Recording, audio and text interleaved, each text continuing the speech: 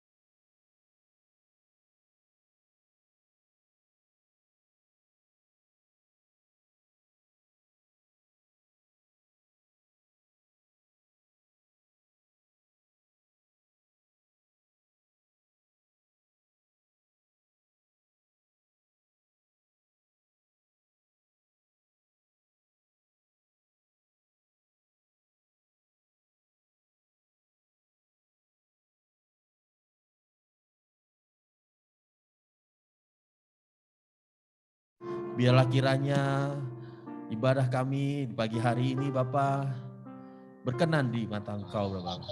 Dan biarlah kiranya berjalan sesuai dengan apa yang Kau mau ya Bapa. Kami serahkan doa ini ke dalam dan kasih-Mu. Hanya dalam nama Tuhan Yesus, Juru Selamat kami hidup. Halia, amin.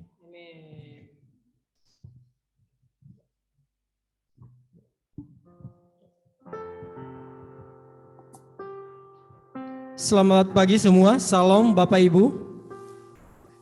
Semangat pagi hari ini, datang di hadapan Tuhan, beribadah sama-sama. Sebelumnya kita bisa memberikan salam kiri kanan kita bisa menyapa. Selamat hari Minggu, Tuhan Yesus memberkati. Selamat hari Minggu. Mari semangat beribadah. Mari kita datang di hadapan Tuhan dengan hati yang sukacita. Thank you bro. Selamat hari Minggu buat Pak Charlie, Bunita, dan brother sister yang ada di online. Ya. Siap.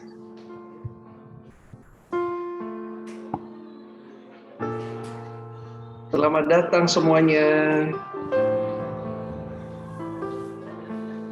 Senang melihat brother sister berfellowship.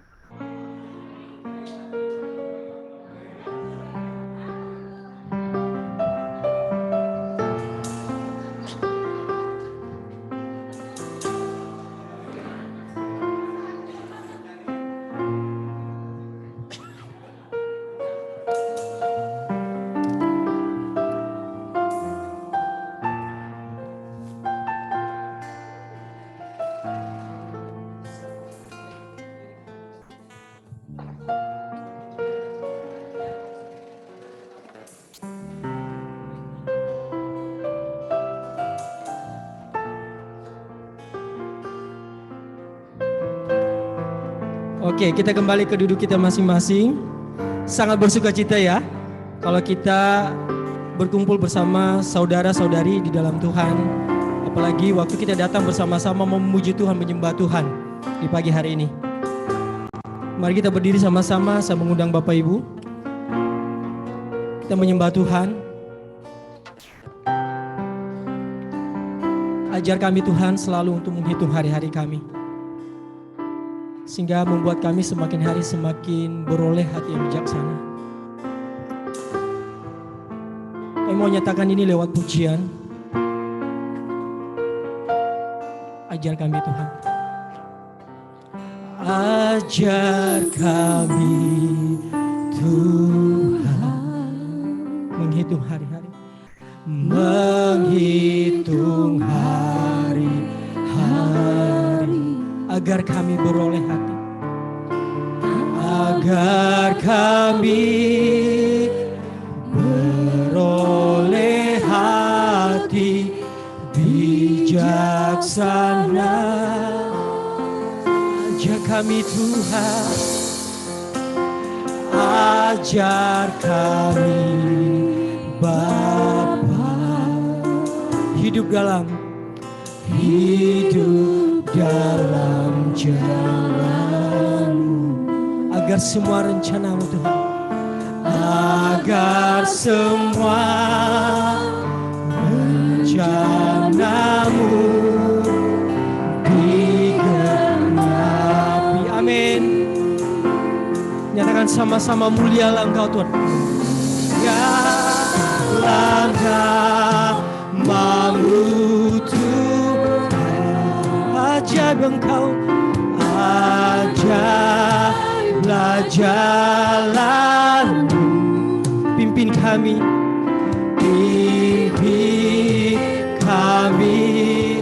di setiap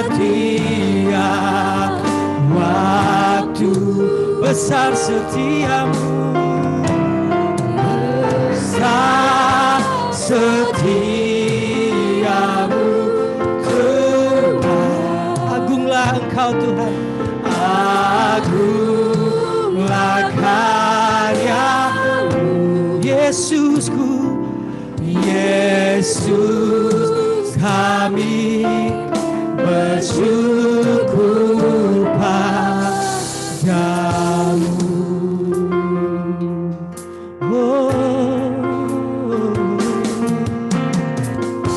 Mari nyanyikan lagi dari awal, katakan sama-sama, ajar kami Tuhan, ajar kami Tuhan, menghitung hari-hari, agar kami beroleh hati bijaksana. Ajar kami Bapa, ajar kami Bapa, oh hidup dalam jalan-Mu, agar semua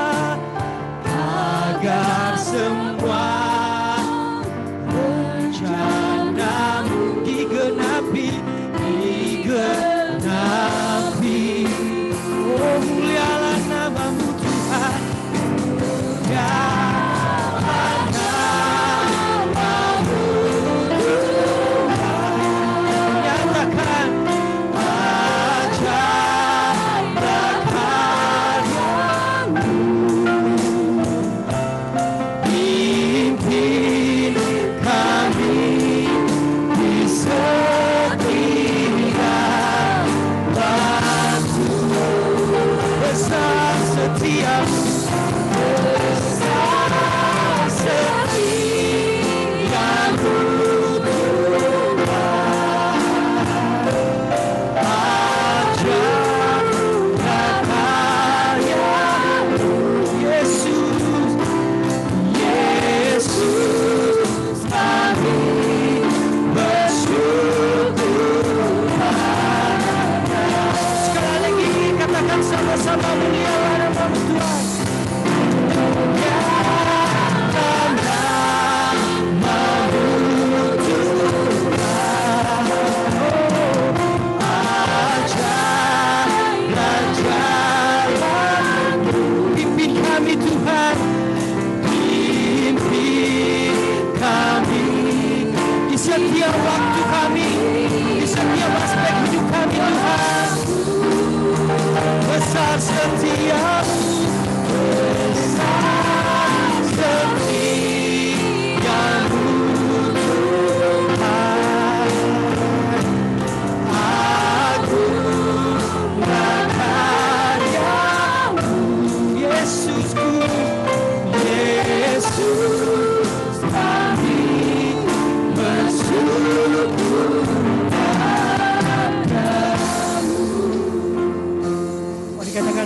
puji pujian Engkau Tuhan. Mulialah namamu Tuhan. Ajarlah jalanmu, pimpin kami di setiap waktu. Besar setiamu bagi kami Tuhan. Besar setia. Saat ini kami mau mengagungkan setiap karyamu dalam hidup kami. Agunglah karyamu. Yesus, kami mau bersyukur. Yesus, kami bersyukur padamu. Mulialah namamu, mulialah namamu Tuhan. Sungguh ajaib, ajaib. Apapun keadaan kami hari ini,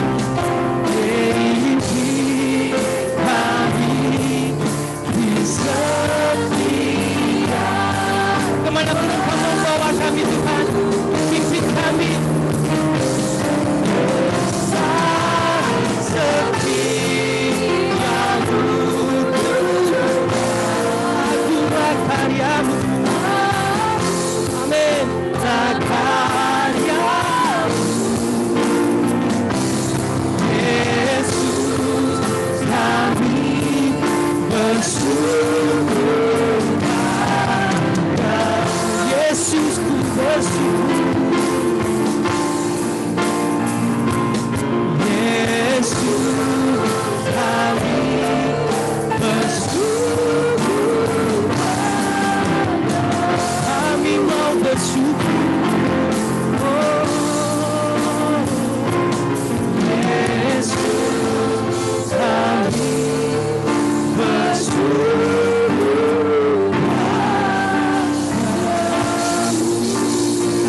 padamu.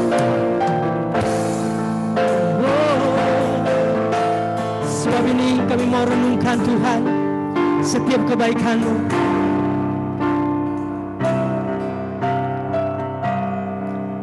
Inilah yang ku renungkan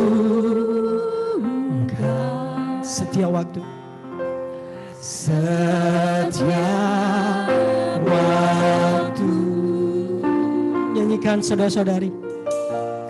Nyanyian pujian dan pengagungan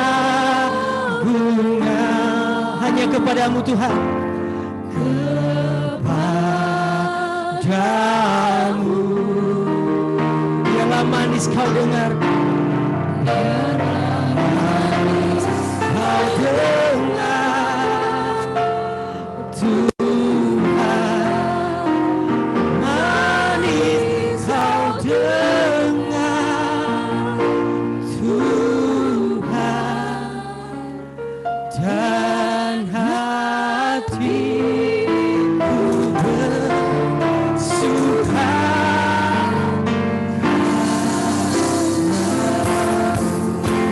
Inilah yang ku renungkan Tuhan.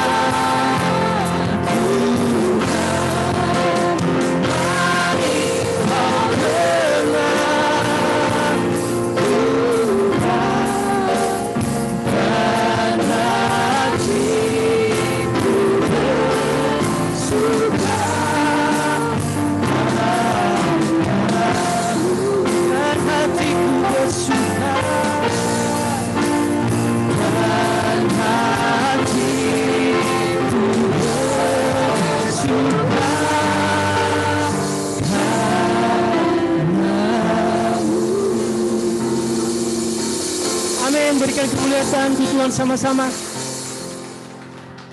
Sangat bersuka cita di pagi hari ini. Amin. Semangat untuk memuji Tuhan. Sebelum kita menyambut firman Tuhan, kita katakan Engkau Tuhan yang terhebat dan yang mulia.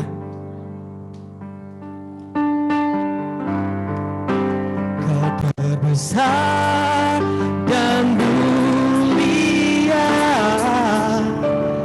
ajaib semua perbuatanmu. Besar dan mulia, biarlah semua memuji. Mari berikan tepuk tangan Tuhan sama-sama.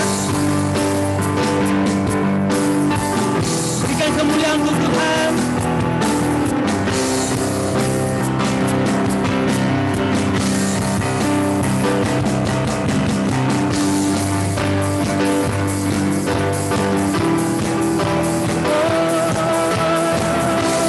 Kemuliaan bagi Tuhan.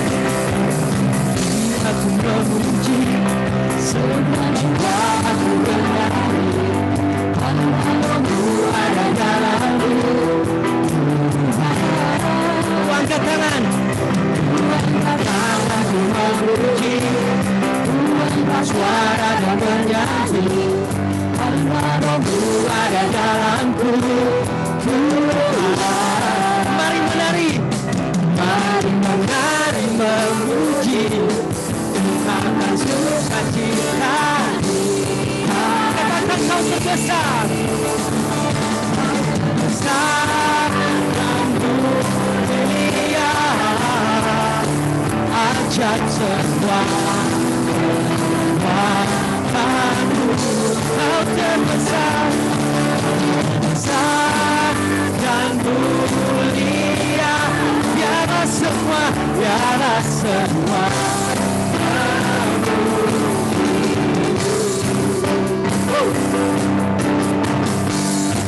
sekali lagi berikan kemuliaan untuk Tuhan.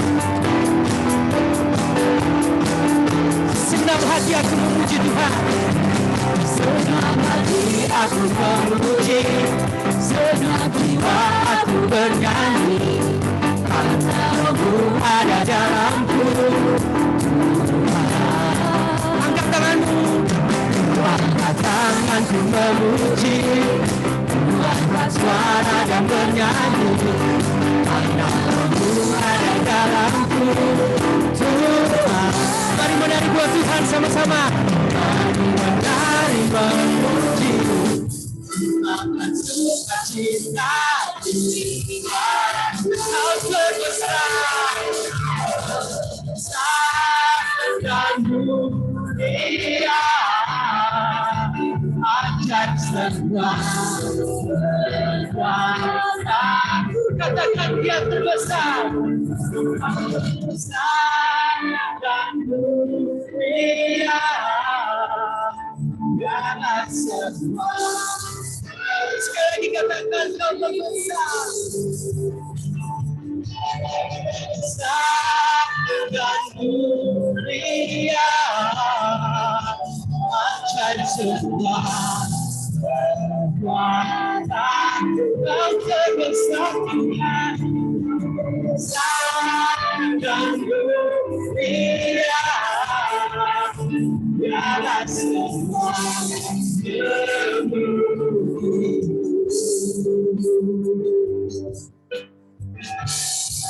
Kau terbesar, selamanya, selamanya Tuhan.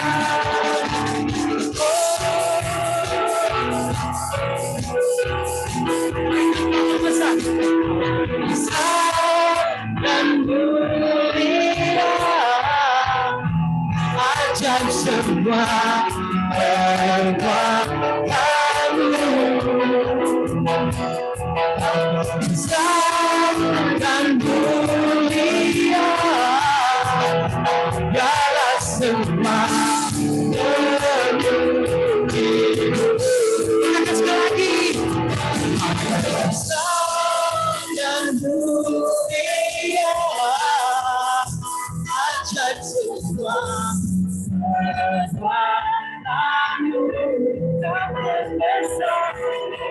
dan dunia.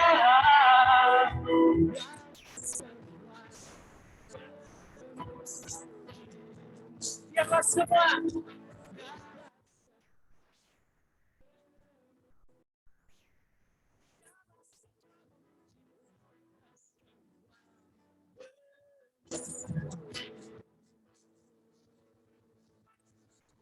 Amin. Dan sama-sama jemaat silakan duduk. Mari kita akan sharing firman Tuhan.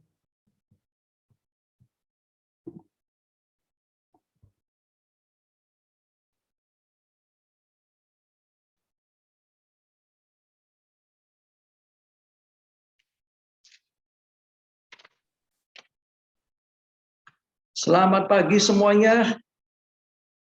Bisakah terdengar suara saya di sana? Oke, terima kasih buat semua saudara-saudari yang sudah melayani pagi hari ini dengan luar biasa. Saya ingin mengundang saudara-saudari untuk bangkit berdiri terlebih dahulu. Kita kasih semangat buat kiri, kanan, depan, belakang kita. Ucapkan Tuhan baik. Selamat hari Minggu. Happy Begitu Sunday juga yang online juga ya. dengan yang di online. Ayo. Selamat hari Minggu. Halo. Evel, semangat buat kompetisinya pagi hari ini. Ayo Val, semangat, maju. Kamu Happy dapat Sunday spirit dari juga. sini. So proud Halo, of you. halo Michael. Hai Happy Michael, Sunday kamu juga. udah kumisan sekarang? Coba lihat. Tuh kan, udah lama nggak lihat wajahmu, Ji. Syukuran. Yaudah, tambah cabi ya. Ian, mana Ian? Kamu, bulu mata kamu makin banyak, saya habis. Ini Mas Markus. Makin tebal dia, saya sudah habis bulu mata saya. Wah, Sudah botak saya semuanya. sedang melihat fellowship-nya brother sister Tuh, ya. yang Kita udah berapa lama ini? Udah nggak sama kalian ini. setengah Aduh. tahun loh. Iya, Makan-makan ya, kalau kita ketemu ya, makan-makan.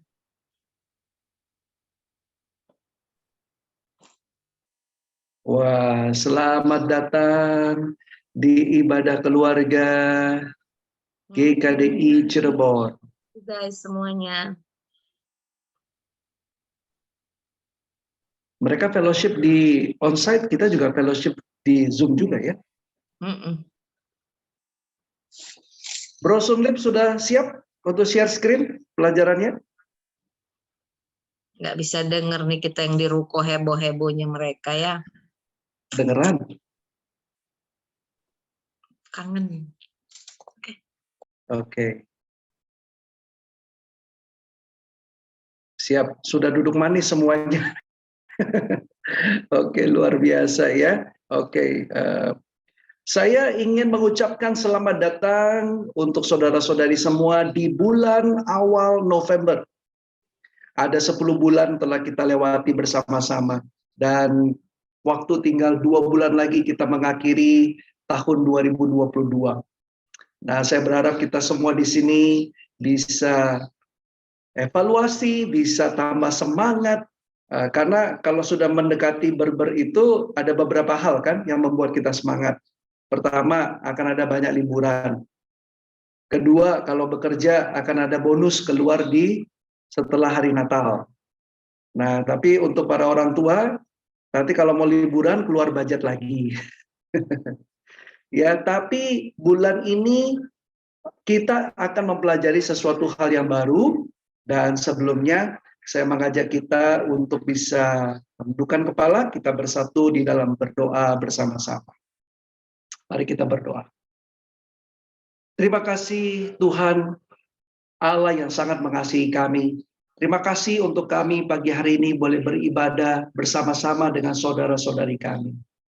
Baik yang ada on-site maupun di Zoom online. Tuhan, kami semua bisa bersama-sama memuji Engkau. Sikap kami juga sama Tuhan. Apabila kami di rumah maupun di ruko maupun di ruang ibadah, hati kami Tuhan itu tertuju kepada Engkau. Kami ingin memuji Engkau, menghormati Engkau. Engkau adalah tamu agung kami, dan kami adalah tuan rumah satu sama lain di sini. Kami mengucap syukur karena 10 bulan telah kami lewati. Ada naik dan turun, ada kabar baik dan ada kabar yang menantang, ada pergumulan terjadi, ada masalah terjadi, ada kabar-kabar yang menyenangkan, tetapi semuanya itu Engkau bekerja di dalam hidup kami semua. Bapa, pada bulan kemarin kami belajar untuk menggunakan karunia yang telah Engkau berikan di dalam hidup kami. Tuhan, kami bersyukur karena Engkau memberikan kepada setiap daripada kami keunikan.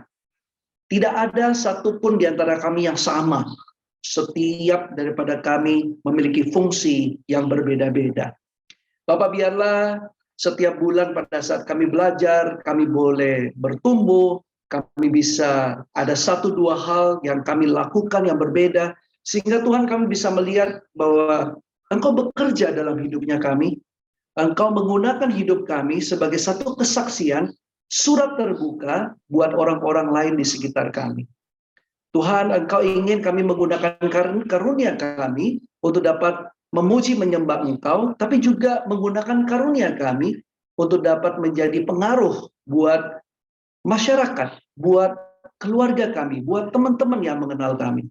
Tuhan, biarlah dengan apa yang kami pelajari 1 bulan kemarin, itu benar-benar dapat membantu kami bisa menjadi seseorang yang menyenangkan hati Engkau, melakukan hal-hal yang dapat memuliakan Engkau, sehingga orang dapat melihat bagaimana hidup kami berbeda saat kami menjadi murid Engkau.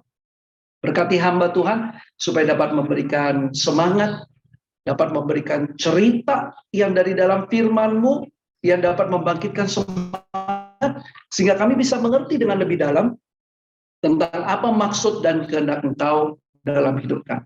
Terima kasih Tuhan, Engkau berkati dari awal hingga pada akhir ibadah ini. Kami berdoa di dalam nama Kristus Yesus. Amin. Tadi saya doanya begini, begitu amin, saya lihatnya ke sana coba. Ya, itu karena saking semangatnya itu. Oke, selamat pagi semuanya. Saya ingin memberikan semangat buat kita semua. Ya, saya juga mendengar kabar baik dari Bro Riko dan Ria, bagaimana mereka juga datang mengunjungi kalian dalam beberapa minggu yang lalu, juga dengan Mas Anggoro dan Ineke, dan mereka berempat mengatakan bahwa jemaat Cirebon adalah jemaat yang mengasihi satu sama lain, yang mau bekerja sama satu sama lain. Walaupun kami berdua tidak ada bersama dengan kalian, tapi benar-benar semua put it into order. Ibadah bisa berjalan dengan baik, pembimbingan juga ada, PDG juga terus berjalan, dan setiap orang mau memberi begitu. Dan itu yang membuat kabar baik itu yang menyenangkan dan membuat kita lebih semangat lagi. Ya, tolong doakan. Anita pada minggu ini akan masuk ke kemo ke-9. Tinggal ke-10 ya. Tinggal 3 kali lagi. Kemudian sesudah itu Nita akan istirahat selama 2 minggu. Sesudah itu akan operasi. Saudara-saudari, tahu operasinya tanggal berapa? Saya kasih tahu ya. Tanggal 6 Desember. 6 Desember adalah hari kelahiran saya. Jadi 6 Desember itu hadiah ulang tahun yang Tuhan akan berikan adalah Tuhan akan segala sakit penyakitnya Nita dan akan menyembuhkan dia pada hari di mana saya dilahirkan. Ya, itu adalah satu sukacita yang terbesar. Dan ini satu hal yang saya temukan ya dalam diri Nita. Dia bilang kan ada tumor di kandungan dia ya, seberat 800 gram, sekitar hampir 1 kilo. Dan dia bilang, Hani, pantesan aku selama ini nggak bisa langsing, soalnya aku kemana-mana bawa 1 kilo di perut saya. Nah, jadi terus kemudian dia bilang, kalau nanti dioperasi, berarti ini semua keluar, saya akan jadi lebih langsing. Ya, jadi itu yang membuat Nita menunggu-nunggu. Salah satunya yang membuat dia semangat. Saya bangga terus terang sama Nita, dan dia adalah salah satu inspirasi dalam hidup saya saat ini, di mana saya melihat dia terus berjuang. Efek kemo tidaklah mudah. Dalam 3 minggu belakangan ini, setiap hari 24 jam. Itu kesemutan ya. Seperti kayak orang kalau tangan ini dikasih karet, karetnya makin lama makin kencang. Nah, kayak begitu ya, nggak enak banget, sakit. Dan itu di sekujur tubuhnya, terlebih tangan dan kakinya. Saya menghargai ketekunan daripada Nita. Dia nggak pernah komplain ya. Dia cuma hanya bilang, aduh Hani sakit. Itu komplain juga ya. Aduh Hani nggak tahan. Tapi saya harus bisa gitu ya. Nah, jadi tolong doakan senantiasa. Oke, hari ini kita akan masuk ke dalam satu tema yang baru, yaitu increase atau Tuhan yang menambahkan. Nah, sebelumnya saya tidak tahu seberapa brother dan sister melihat bulan demi bulan itu Tuhan berikan supaya kita bisa bertumbuh dan ada kemajuan dalam hidupnya kita. Nah, bulan kemarin, saya sharing kemarin di midweek, ada banyak hal yang saya belajar. Yang terutama adalah saya melihat apa reason atau alasan mengapa saya mau melayani. Jadi melayani itu pun juga bukan sembarangan melayani, tapi ada karenanya, ada mengapa, ada why-nya. Karena kemurahan hati Tuhan. Itu Roma pasal ke-12. Jadi di intisari di surat Paulus kepada jemaat di Roma, Roma 12 lah adalah yang paling penting. Oleh karena kemurahan Tuhan, kemurahan demi kemurahan Dia berikan di dalam hidupnya kita. Itu yang membuat akhirnya kita bisa melihat bahwa, aduh, Tuhan begitu baik sekali. Kasih karunia-Nya. Tuhan sudah ampuni dosa saya. Tuhan sudah angkat saya dari lubang dosa, lubang kubur. Dan kemudian menjadikan kita sebagai anak-Nya. Dikasih ahli waris, yaitu mahkota kehidupan yang kekal diberikan sama kita. Itu sangat luar biasa.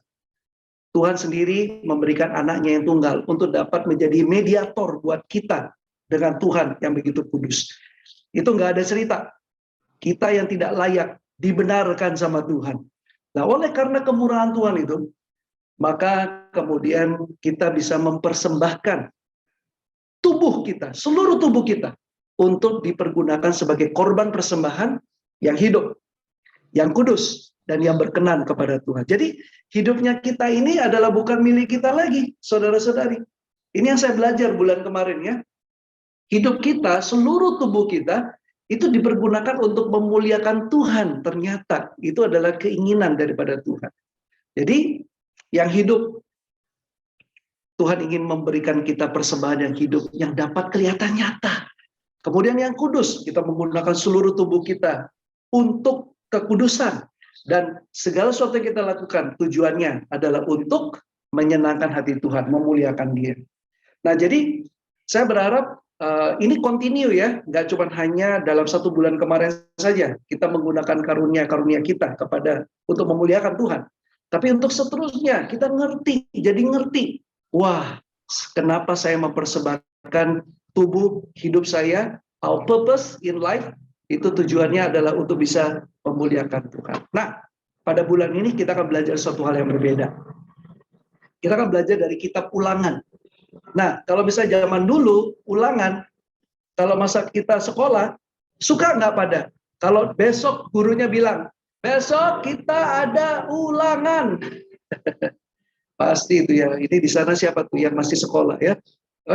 Pasti kurang begitu suka ulangan. Nah, begitu juga mungkin ada saudara-saudari atau orang-orang Kristen yang tidak begitu interest kepada kitab Ulangan.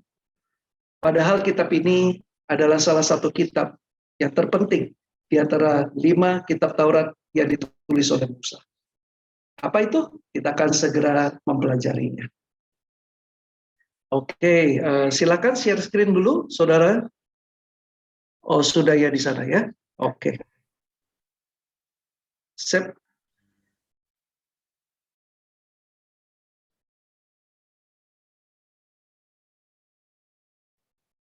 Iya. Slide pertama silakan ditampilkan. Judul daripada tema daripada bulan ini adalah increased saya berikan satu gambaran tentang latar belakang daripada kitab Ulangan terlebih dahulu. Increase artinya Tuhan yang menambahkan. Apa yang Tuhan tambahkan? Bagaimana caranya kita bertumbuh lebih banyak untuk memuliakan Tuhan? Itu adalah yang kita ingin pelajari selama bulan ini. Kita akan mulai daripada kitab Ulangan latar belakangnya terlebih dahulu. Nah, kitab Ulangan itu dimulai dengan perkataan Musa. Inilah perkataan-perkataan. Jadi pada zaman dulu itu belum ada yang namanya Deuteronomy atau Ulangan. Ini kemudian bisa disebut sebagai Deuteronomy atau Ulangan oleh karena ada artinya. Deuteronomy itu berasal dari Deutero yang artinya kedua, dan juga nomos artinya hukum. Nah, sejak itulah kitab kelima daripada kitab Taurat ini dikatakan sebagai hukum yang kedua. Nah, kemudian ada sesuatu yang menarik di Ulangan ini, di mana ada 10 perintah Allah yang diulang. Yang pertama ditulis di Keluaran pasal ke-20, dan juga sekarang ditulis lagi, diulang kembali di Ulangan pasal ke-5. Inilah sebabnya disebut sebagai hukum yang kedua. Nah, saudara-saudari, mengapa hukum Tuhan 613 hukum Musa itu semuanya perlu diulang? Nah, kita perlu ketahui bahwa di Bilangan, satu buku sebelum Ulangan itu ditulis 40 tahun setelah Keluaran. Nah, dalam 40 tahun itu yang namanya generasi pertama yang keluar dari Mesir, itu semua meninggal. Tuhan melarang mereka masuk ke tanah perjanjian karena ketidakpercayaan mereka. Mereka harus mengembara 40 tahun di padang gurun. Harusnya bisa masuk 11 hari, tapi akhirnya mereka harus menempuh perjalanan di padang gurun selama 40 years. Nah, generasi kedua waktu itu masih kecil-kecil. Generasi baru ini harus mendengar perintah-perintah ini kembali. Jadi Musa harus mengulang kembali. Karena hanya 3 orang saja yang masih hidup saat itu. Musa yang usianya 120 tahun, Joshua dan Kaleb yang kira-kira usianya 80 tahun. Nah, jadi generasi kedua ini belum mengikat perjanjian kudus pada Tuhan. Generasi pertama telah mengikat perjanjian kudus dengan Allah. Mereka sih bilangnya mau ikut apapun yang Tuhan bilang, tapi dilanggar. Sehingga pada akhirnya perjanjian itu dibatalkan. Jadi Musa pada saat dia menulis kitab Ulangan ini ada krisis. Di mana generasi baru setelah mereka berkemah di Sungai Yordan dan mau masuk ke tanah perjanjian, ini dulunya mereka hidup di padang gurun, dan sekarang mereka mau masuk ke tanah Kanaan yang dipenuhi oleh musuh. Mereka belum pernah itu punya pengalaman mau berperang. Sekarang Tuhan minta dia untuk masuk menduduki tanah Kanaan. Ada sekitar 60 kota di sana yang isinya itu prajurit yang hebat. Krisis lain ditambah oleh karena Musa secara pribadi nggak bisa ikut masuk menyertai mereka. Karena waktu itu Musa sudah tahu bahwa waktunya hanya tinggal sedikit. Sedikit aja waktunya, kira-kira 1 minggu. Waktu Musa dengan generasi baru ini, keturunan yang baru keluar dari Mesir ini. Jadi ini adalah sesuatu yang Musa kasih tahu di Ulangan pasal 1, bahwa pola di dalam seluruh Alkitab, Tuhan bertindak, melakukan sesuatu terlebih dahulu, kemudian memberikan perintah. Kamu harus begini dan harus begitu. Jadi sebagai ungkapan rasa syukur karena rahmat Tuhan, di mana kamu tidak layak menerima, beginilah kamu perlu hidup. Inilah yang adalah pesan atau pola apa yang Tuhan kerjakan dalam Alkitab. Ya. Nah, saudara-saudari, saya tidak tahu berapa di antara kalian yang tahu bahwa ada kalimat yang diulang terus-menerus di kitab Ulangan itu hampir 40 kali. Ini sangat menarik waktu saya mempelajari ini. Yang pertama, ada kalimat tanah yang Tuhan Allahmu berikan kepadamu. Ini diulang-ulang terus sampai hampir 40 kali. Nah, apa artinya? Ini terus-menerus mereka perlu diingatkan bahwa tanah ini adalah anugerah Tuhan. Dan mereka tidak layak. Karena langit dan segala isinya adalah miliknya. Dan Tuhan itu memberikan miliknya kepada siapapun yang dia mau. Nah, jadi tanah yang nantinya mereka akan tempati, itu jangan klaim bahwa itu adalah usaha kamu. Bukan. Itu adalah anugerah. Kamu nggak layak terima. Tapi aku memberikannya kepada kamu. Yang kedua, kalimat yang kedua adalah masukilah dan dudukilah negeri. Ini adalah satu pelajaran penting, saudara-saudari.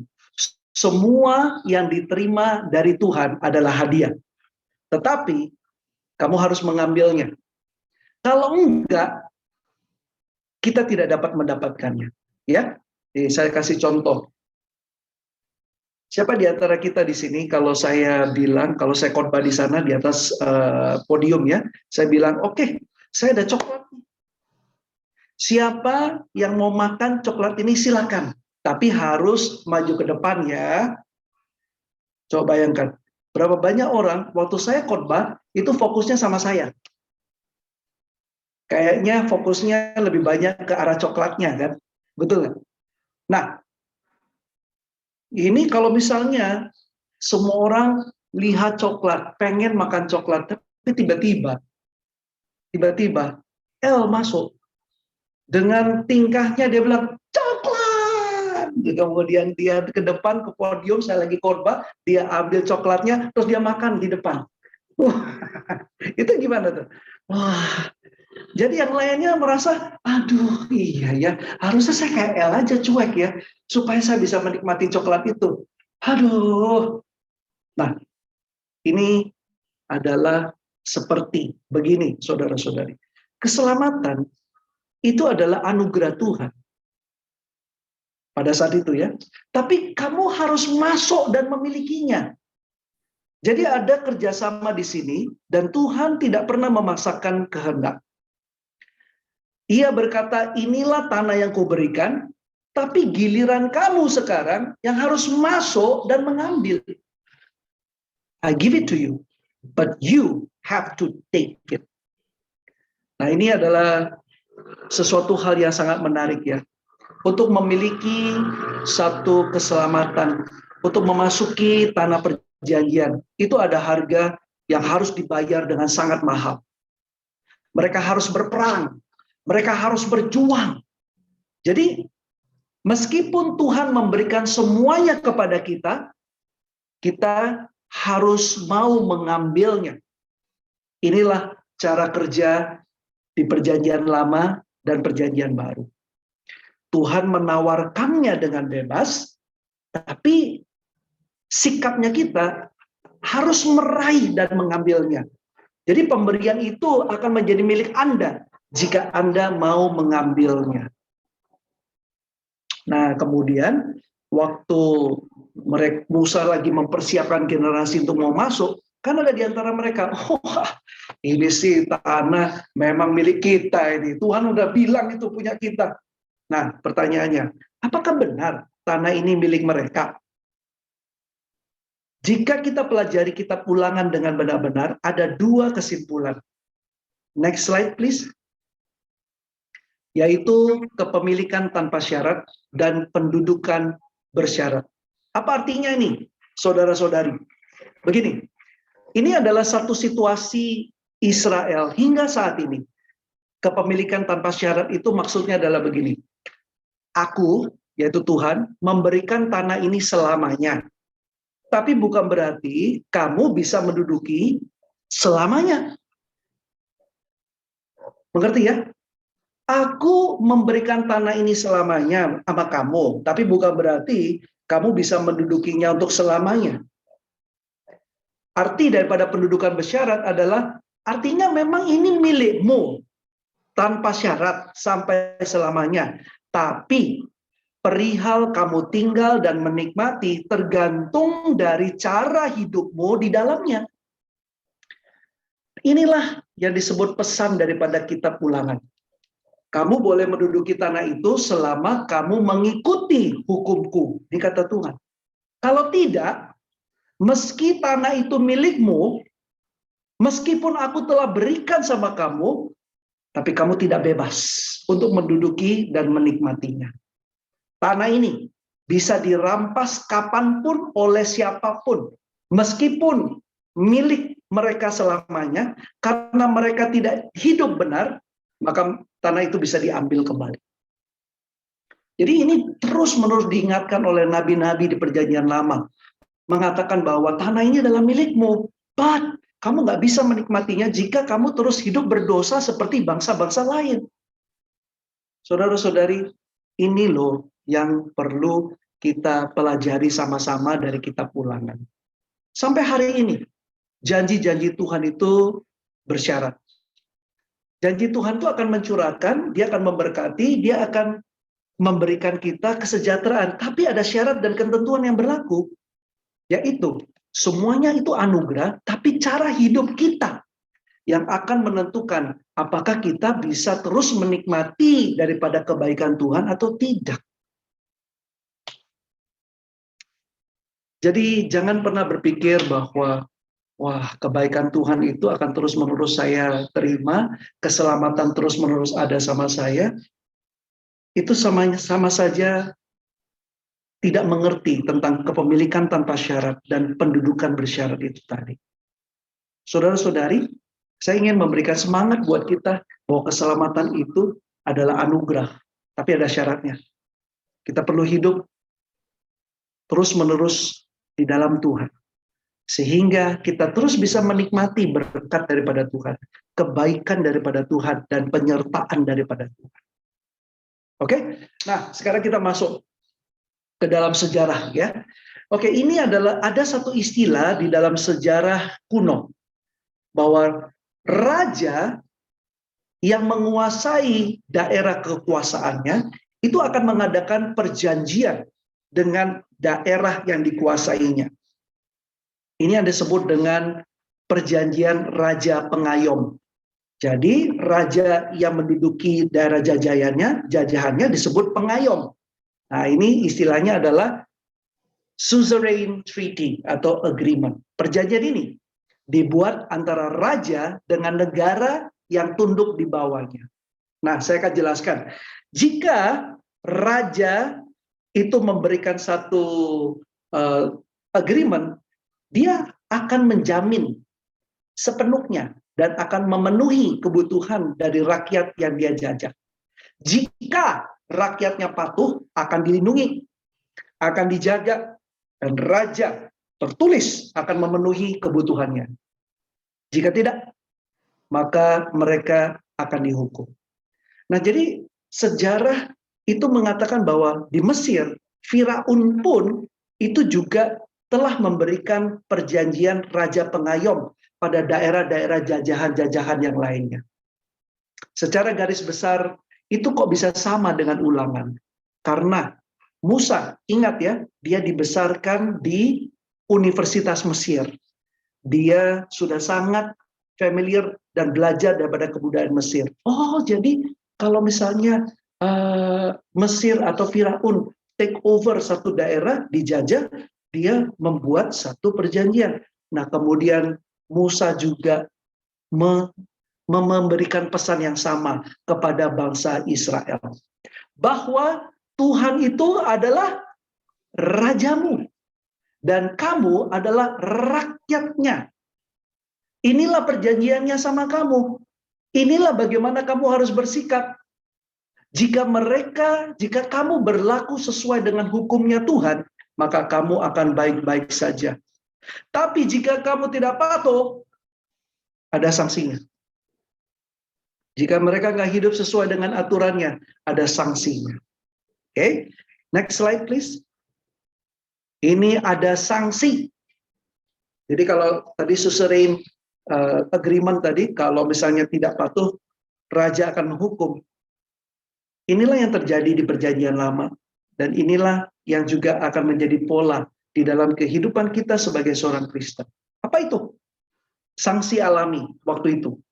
Sanksi alami ini maksudnya adalah jika tidak patuh, maka mereka akan tidak ada hujan. Jadi ada angin itu yang seharusnya membawa awan yang gelap kemudian hujan, itu tidak bisa digeser sama Tuhan.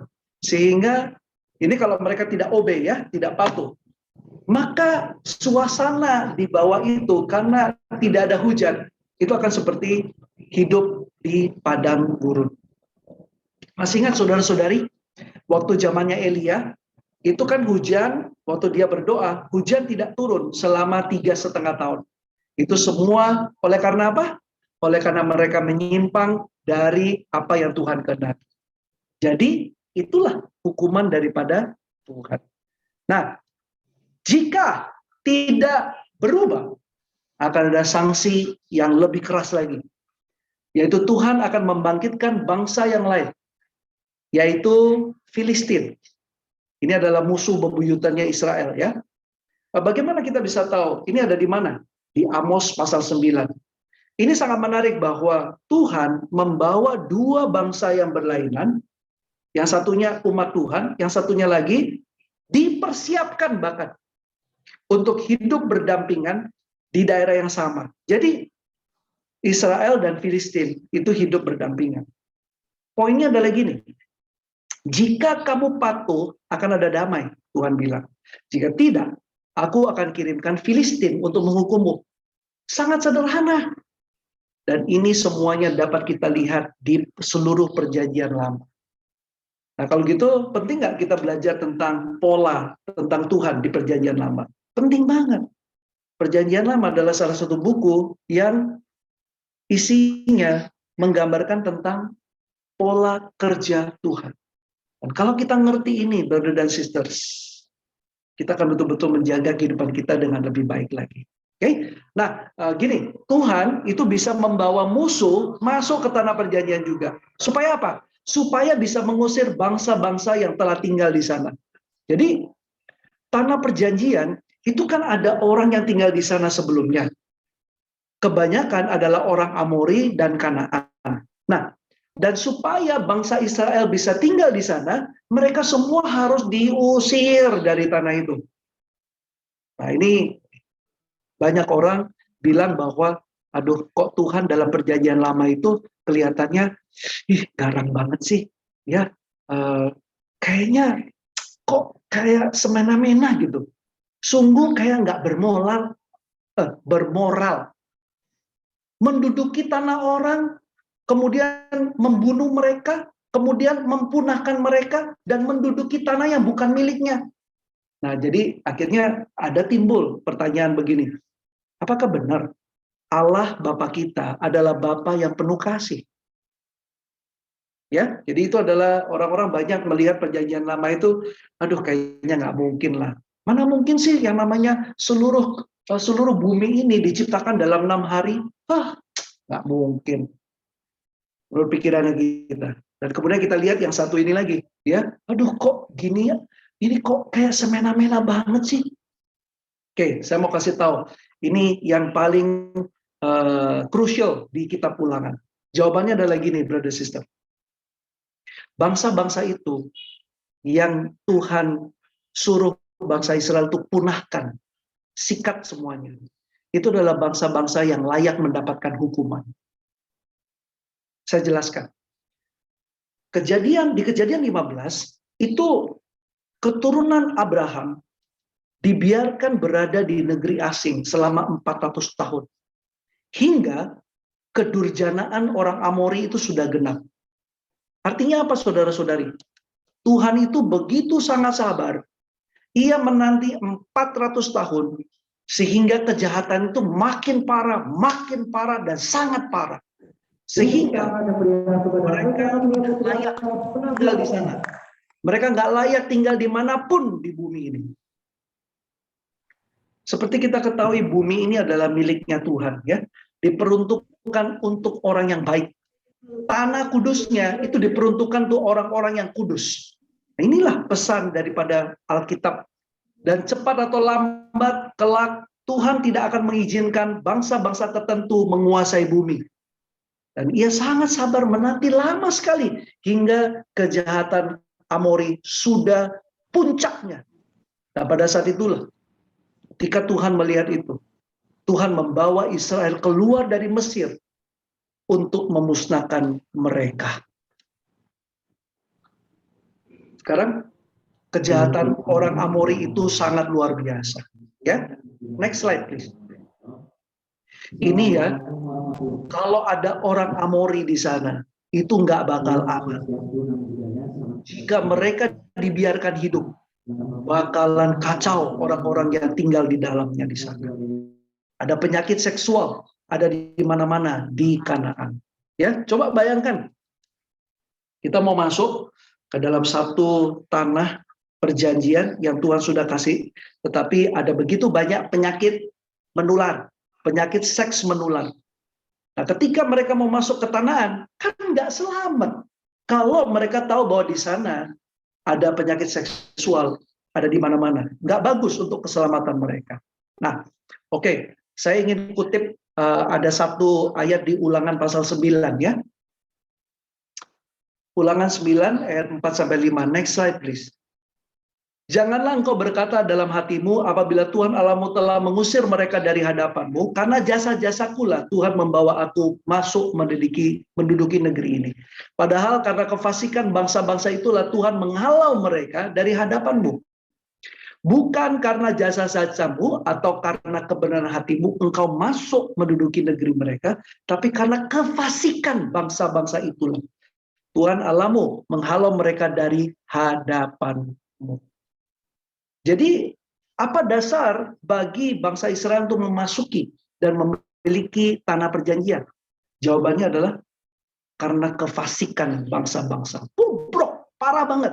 Bukan karena bangsa Israel ini begitu baik, bukan. Nah, terus kemudian pertanyaannya begini. Bangsa Israel disuruh untuk masuk dan memusnahkan mereka, mengenyahkan mereka. Mengapa kok tidak Tuhan sendiri yang memusnahkan mereka? Mengapa harus melalui bangsa Israel? Nah, ini pertanyaan-pertanyaan yang membantu kita untuk mengetahui dengan lebih dalam. Ya, jawabannya adalah begini. Inilah cara Tuhan mendidik mereka. Bangsa lain akan datang dan mereka akan berbuat seperti kalau kamu hidup seperti mereka. Apa yang kamu perbuat akan diperbuat kepadamu. Jadi hati-hati. Apabila kita gak mengikuti firman Tuhan, maka ada hal-hal yang lain yang Tuhan akan bangkitkan untuk dapat memberikan pemurnian dalam hidupnya kita.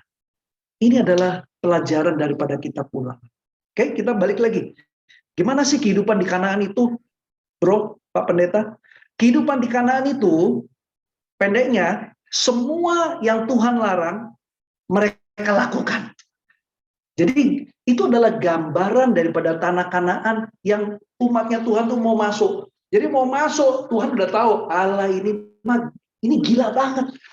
Ini kalau mereka masuk ke sana dan tinggal di situ, dan kalau mereka tinggal bersama-sama dengan mereka, hancurlah bangsaku ini. Nah, kita akan belajar apa hal-hal yang menjadi dosa daripada orang Kanaan, orang Amori. Yang pertama adalah amoralitas. Next slide please. Amoralitas atau sexual immorality. Ini pada saat itu ya. Ini kan ada anak-anak ya. Anak-anak tolong diperhatikan ya. Ini seks immorality-nya sangat parah.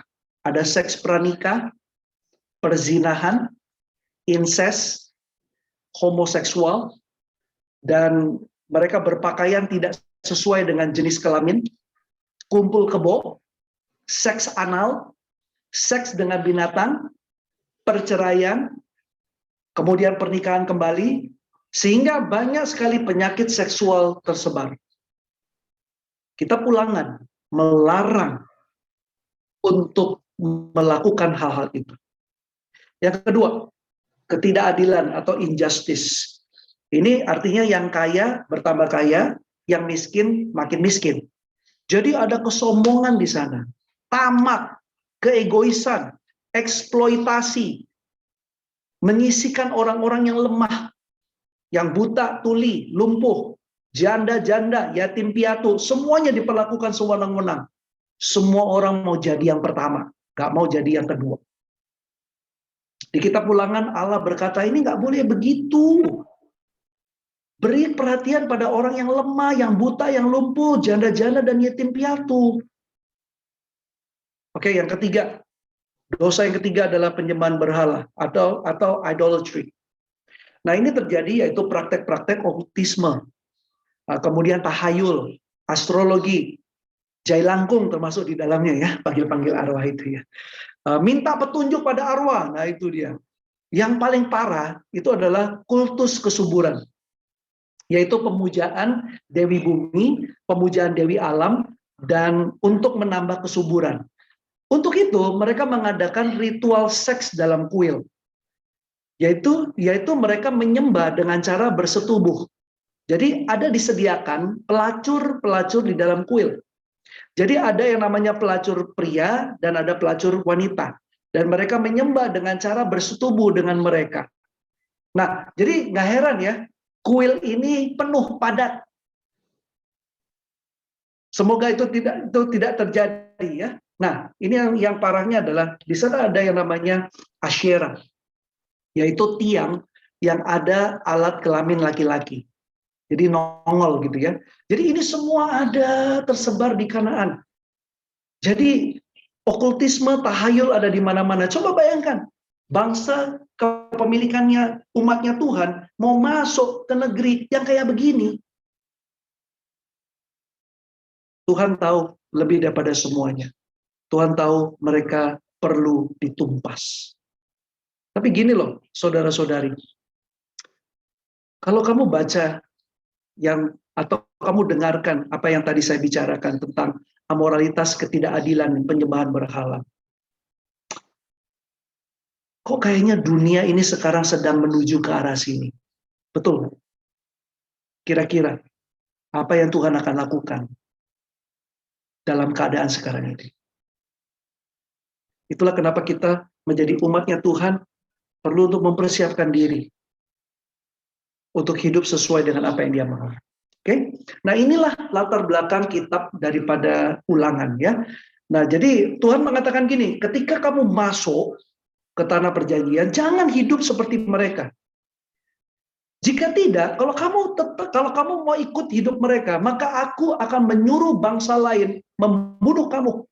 Seperti aku menyuruh kamu untuk membunuh mereka.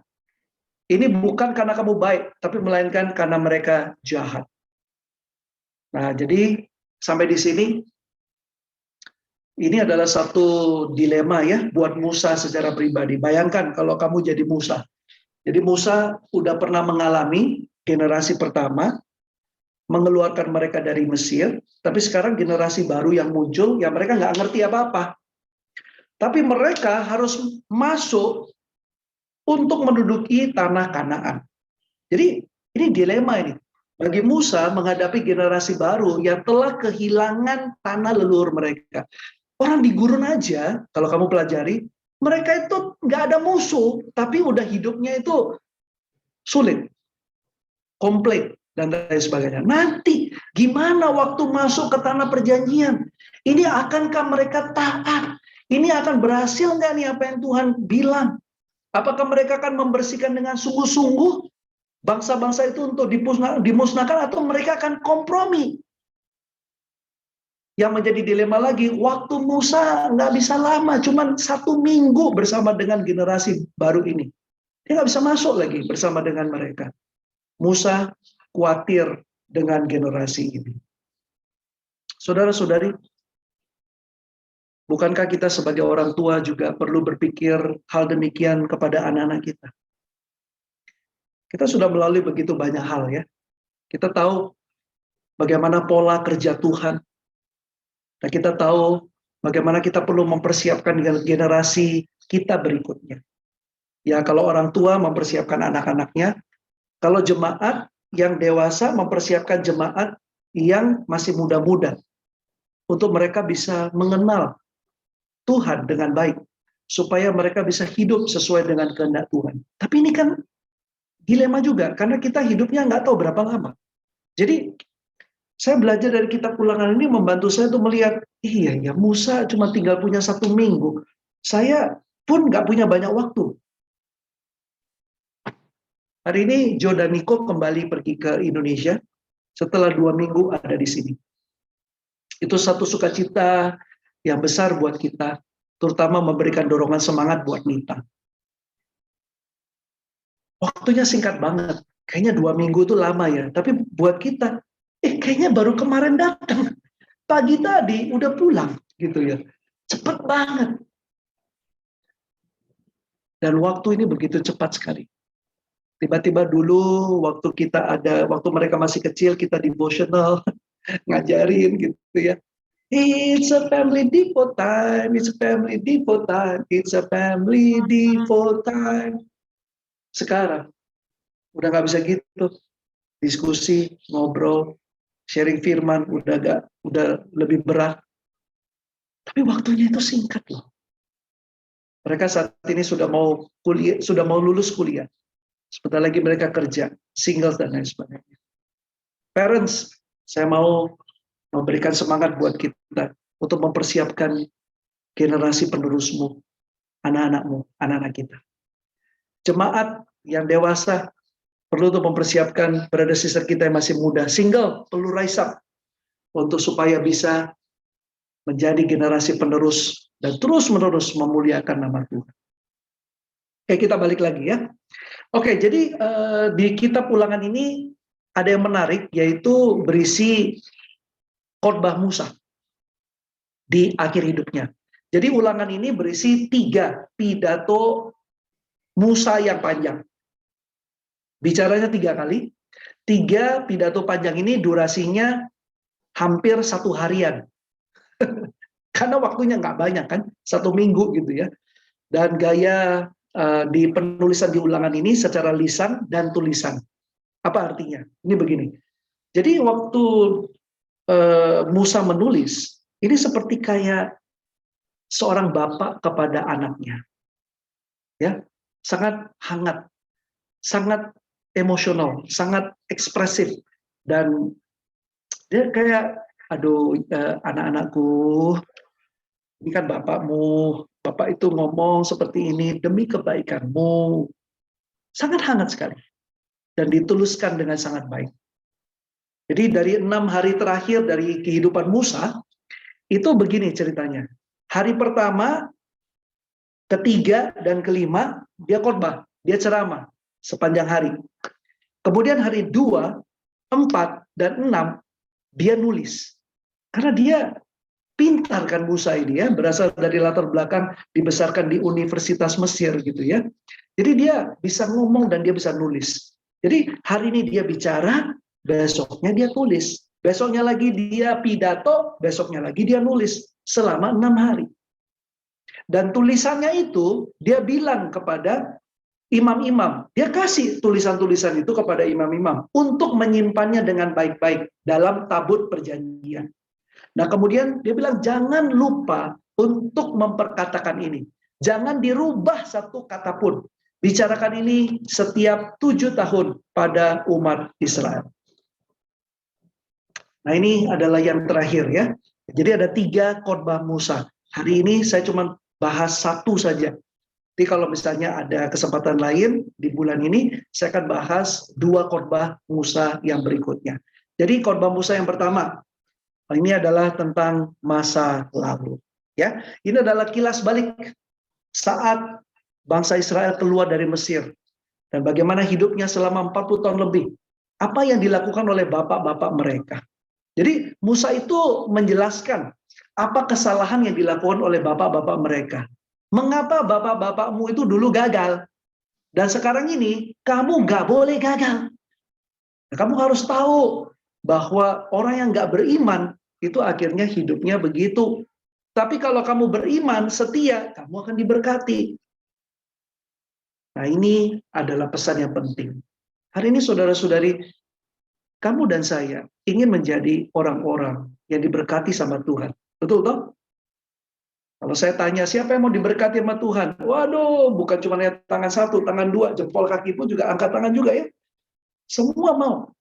Tapi, mengapa ada yang gagal? Kita harus cek di dalam hidupnya kita. Ini ada 3 pasal. Kalau orang yang nggak beriman, nggak percaya, dan nggak patuh sama Tuhan, hidupnya itu banyak penderitaan. Tapi sebaliknya, apabila orang itu setia, patuh, obey, dia akan diberkati. Dan ini adalah ringkasan daripada perjanjian Allah. Nah, jadi hari ini saudara-saudari saya pengen tutup dengan ini. Jadi apa pelajaran yang bisa kita pelajari? Next slide please. Ini yang kita akan pelajari. Asalkan kamu percaya dan taat kepada Tuhan.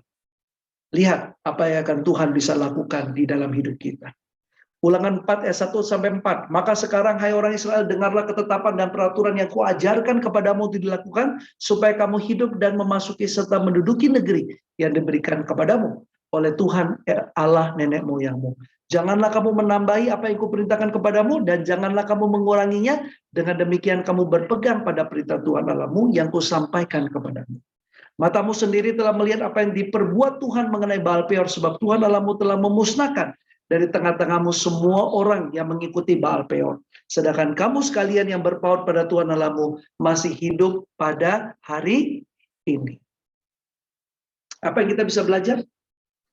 Ini adalah pola kerja Tuhan. Apabila kita benar-benar patuh, taat, dan percaya sama Tuhan, lakukan terus apa yang Tuhan mau. Walaupun sulit ya. Mereka harus hadapi yang namanya musuh, mereka harus berjuang, harga yang harus dibayar tinggi. Tapi Tuhan yang akan menggeser, meniadakan yang namanya musuh-musuh. Tuhan akan menjagai dan Tuhan akan melindungi. Ini adalah pola kerja Tuhan yang harus kita tahu, saudara-saudari, dari kitab Ulangan. Yang kedua, yang terakhir. Asalkan kita percaya dan taat kepada Tuhan. Ulangan 4-6, ayat 6-8. Lakukan itu dengan setia. Sebab itulah yang menjadi kebijaksanaanmu dan akal budimu di mata bangsa-bangsa yang pada waktu mendengar segala ketetapan ini akan berkata, memang bangsa yang besar ini adalah umat yang bijaksana dan berakal budi. Sebab bangsa besar manakah yang mempunyai Allah yang demikian dekat kepadanya seperti Tuhan Allah kita. Setiap kali kita memanggil kepadanya, dan bangsa besar manakah yang mempunyai ketetapan dan peraturan demikian adil seperti seluruh hukum ini yang kubentangkan kepadamu pada hari ini. Brother sisterku yang terkasih, kalau kita percaya dan taat kepada Tuhan, kalau kita melakukan apa yang Tuhan kehendaki dengan setia, Tuhan akan tambahkan kebijaksanaan, akal budi, sehingga pada saat orang lain melihat, orang lain itu bisa bilang begini, wah, ini memang orang ini disertai Tuhan ini. Dia bijaksana loh, berakal budi banget dia. Dia memiliki hubungan dengan Allah yang dekat. Dan ketika dia yang berdoa, Tuhan jawab loh. Dan bahkan dia ngerti apa yang menjadi hukum dan ketetapan Tuhan. Ini luar biasa nih orang. Bayangkan brother dan sister, Tuhan akan mengangkat derajatnya kita dan akan membuat kita dihormati sama orang lain. Karena kita percaya dan taat pada Tuhan. Hari ini itu saja khotbah yang saya mau berikan kepada kita semua. Next slide, sudah nggak ada ya menurut saya. Oke, 3 khotbah Musa yang lainnya saya tidak khotbahkan hari ini. Ada 2, yaitu khotbah Musa yang kedua adalah bicara tentang masa kini. Bagaimana mereka Tuhan inginkan untuk menyampaikan hukum Tuhan itu kembali dan mempraktekkan. Yang ketiga, khotbahnya adalah mempersiapkan masa depan mereka. Dan salah satunya adalah menunjuk Yosua sebagai pengganti kepemimpinan daripada Musa. Musa membawa mereka keluar dari Mesir, tapi Joshua lah yang akan membawa mereka masuk ke tanah Kanaan. Ya, jadi ini nanti kalau misalnya ada waktu, saya bisa jelaskan tentang hal ini. Ini saja yang saya mau sharingkan. Saat ini ada Nita untuk bisa sharing tentang apa yang dia rasakan tentang Tuhan dan juga bagaimana Tuhan memberikan kekuatan kepada dirinya. Amin. Terima kasih. Berarti ini komuni ya? Oke. Shalom semuanya. Selamat pagi. Terima kasih buat hari Minggu yang luar biasa melihat kalian di ruko. Saya tadi tuh agak melo, jadi nangis, kayak kangen banget gitu ya. Rindu sekali dengan semuanya. Kita lagi sama-sama berjuang. Firman Tuhan saya belajar ya simple aja ya, untuk memang menjadi murid Yesus itu is a privilege ya, bersyukur banget. Walaupun saya dari kecil Kristen, dari keluarga Kristen, tapi saya merasa itu semua pemrosesan untuk saya belajar mengasihi Tuhan saya. Terlebih setelah belajar Alkitab, kemudian dibukakan, jadi ngerti ternyata menjadi Kristen itu adalah tentang mengasihi Tuhan dan firman. Saya dibantu untuk mencintai firman, saya dibantu untuk mengerti yang dulunya saya pikir harus sekolah Alkitab dulu, berat, susah, tapi ternyata sesimpel, orang simpel pun sebenarnya bisa mengerti tentang firman. Ya, saya dibantu untuk bagaimana praktikal hidup sebagai murid Yesus, dan bersyukur karena dari single sampai kemudian saya menikah dan sampai saya sekarang sudah setengah abad loh ya, bentar lagi ya. Saya berproses banyak banget. Yang saya belajar dari sekian lama di dalam Tuhan adalah pada akhirnya itu antara kita sama Tuhan, keyakinan. Jemaat itu adalah satu wadah. Ya, satu wadah seperti kayak bengkel rohani. Kalau kamu pergi ke bengkel yang terbaik, yang jujur, yang betul-betul membicarakan kebenaran, disitulah kamu akan tahu kebenarannya.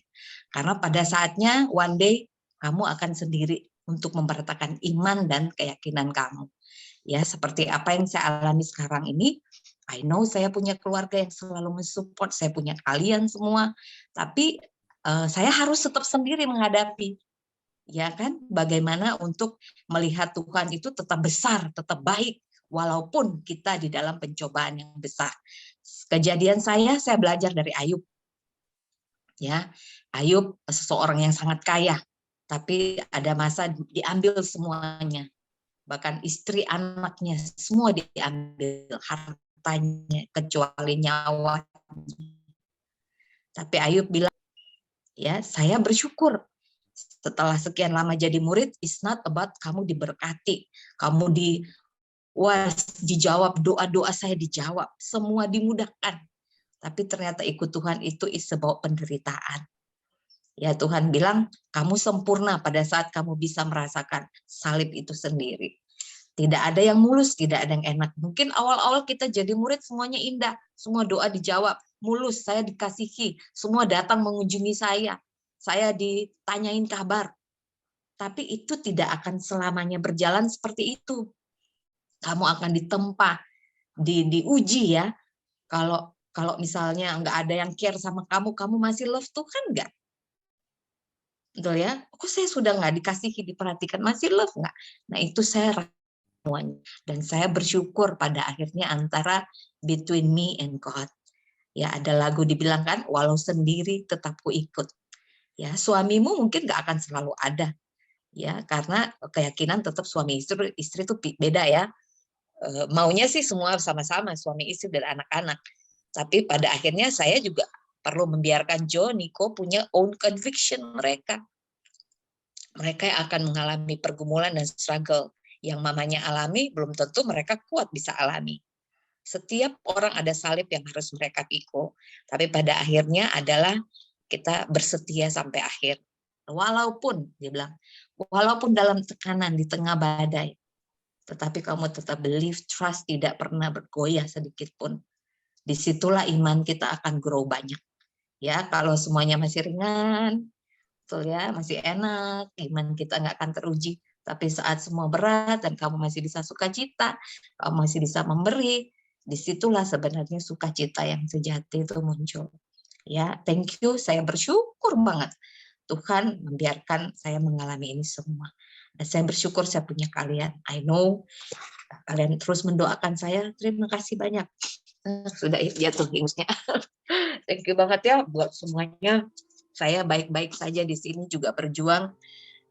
Kesakitan saya juga berjuang, nggak apa-apa. Masih ada 3 kali kimo lagi.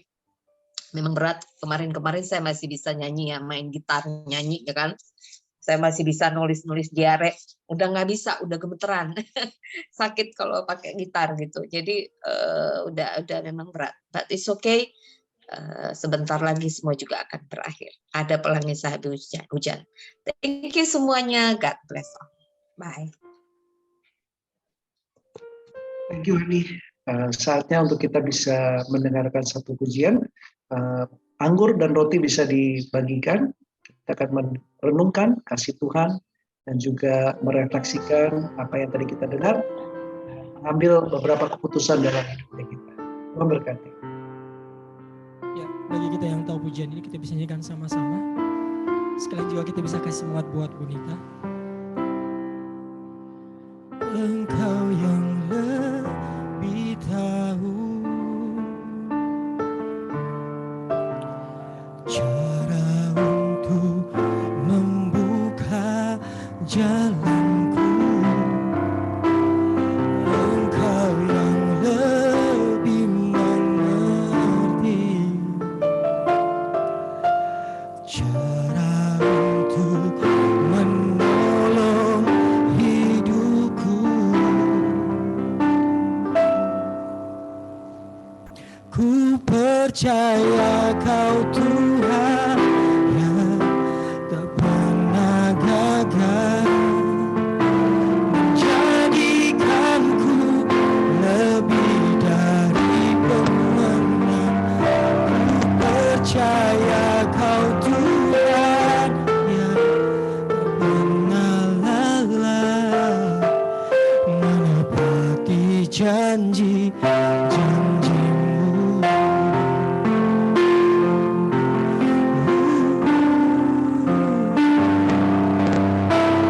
Engkau yang lebih tahu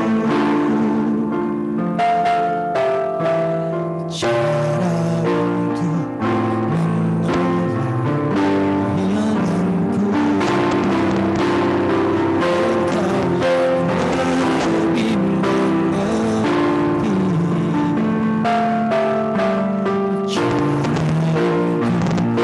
menolong hidupku. Ku percaya Kau Tuhan yang tak pernah gagal menjadikanku lebih dari pemenang. Percaya Kau Tuhan yang tak pernah lelah menepati janji. Percaya Kau Tuhan yang jadikanku lebih dari pemenang. Percaya Kau Tuhan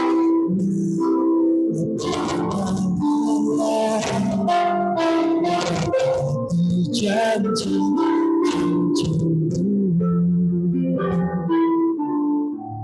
Menepati janji-janjimu.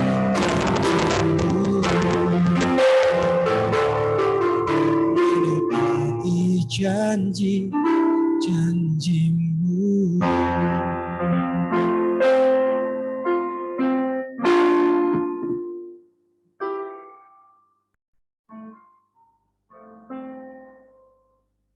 Terima kasih untuk pujiannya. Sangat menyentuh hati ya. Thank you Bro Ade dan juga Bek. Mari saat ini saya mengajak kita untuk mengangkat roti. Saya akan bacakan di 1 Korintus 11 ayat 23. Sebab apa yang telah kuteruskan kepadamu telah kuterima dari Tuhan, yaitu bahwa Tuhan Yesus pada malam waktu ia diserahkan mengambil roti. Dan sesudah itu ia mengucap syukur atasnya, ia memecah-mecahkannya dan berkata, inilah tubuhku yang diserahkan bagi kamu. Perbuatlah ini menjadi peringatan akan aku. Mari kita makan roti yang melambangkan tubuh penderitaan Yesus.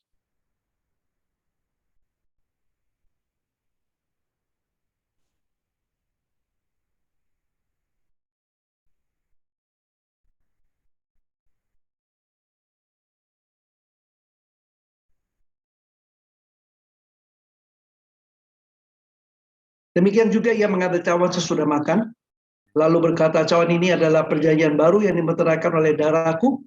Perbuatlah ini setiap kali kamu meminumnya menjadi peringatan akan aku. Mari kita minum anggur yang melambangkan darah pengorbanan Yesus.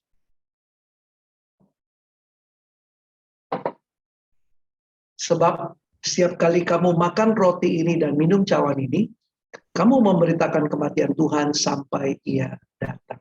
Mari kita berdoa. Tuhan Bapa kami yang baik, terima kasih untuk penyertaan Engkau selama hidup kami. Bapa kami baru saja belajar tentang kasih Engkau dan pola kerja kuasa Engkau Tuhan. Engkau adalah Allah yang ingin mencurahkan berkat kepada umat yang Kau kasihi. Tapi ada syarat dan ketentuan yang berlaku ya Bapa. Apabila Engkau memberikan anugerah, keselamatan atau tanah perjanjian pada waktu itu, Engkau ingin adanya kerjasama ya Tuhan. Bukan saja Engkau yang memberi dan kita hanya menerima, tetapi kami perlu berjuang untuk mengambilnya, untuk mengimaninya. Sehingga Tuhan, waktu kami percaya dan taat kepada Engkau, kami melakukan hal-hal yang sesuai dengan apa yang Kau kehendaki. Inilah Tuhan yang membuat hidup Kristen kami menjadi murid yang berbeda dengan dunia. Standar yang dipakai adalah bukan standar diri sendiri, cara yang dipakai dalam kehidupan bukan cara hidup sendiri, tapi memakai standar kebenaran dan caranya Engkau Tuhan di dalam firman-Mu.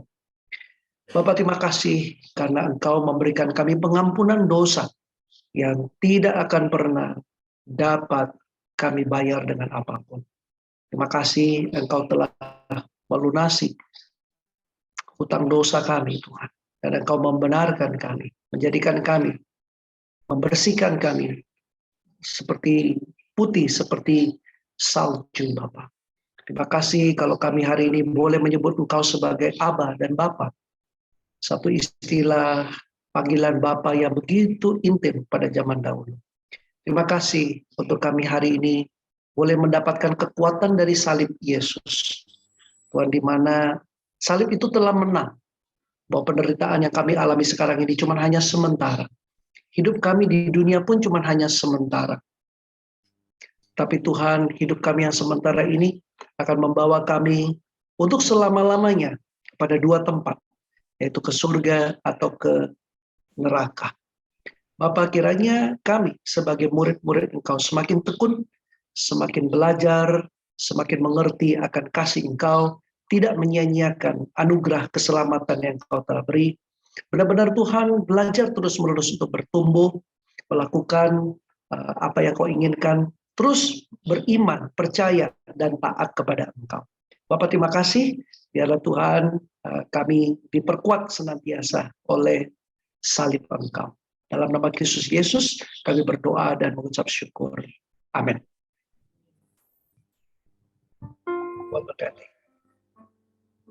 Ya, jemaat Universitas, kita berikan tepuk tangan buat firman Tuhan yang sudah kita dengar, bisa membantu hati kita semakin taat dan percaya sama Tuhan.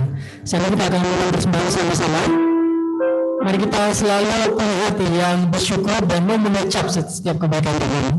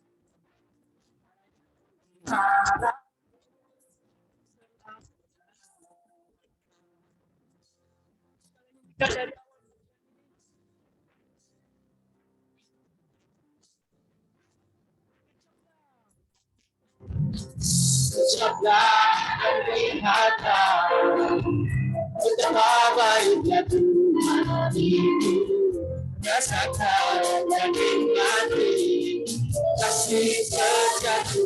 Pecahlah dan lihat, pecahlah dan lihatlah betapa baiknya Tuhan itu, rasakan dan nikmati kasih sejati. Ucapan syukur bagi Tuhan, syukur bagi Tuhan, kehormatan bagi Tuhan, Allah yang mengasihiku, Allah yang memelihara. Syukur bagi Tuhan, syukur bagi Tuhan, kehormatan bagi Tuhan, Allah yang mengasihiku, Allah yang memeliharaku selamanya, selamanya, selamanya, selamanya, selamanya. Amin.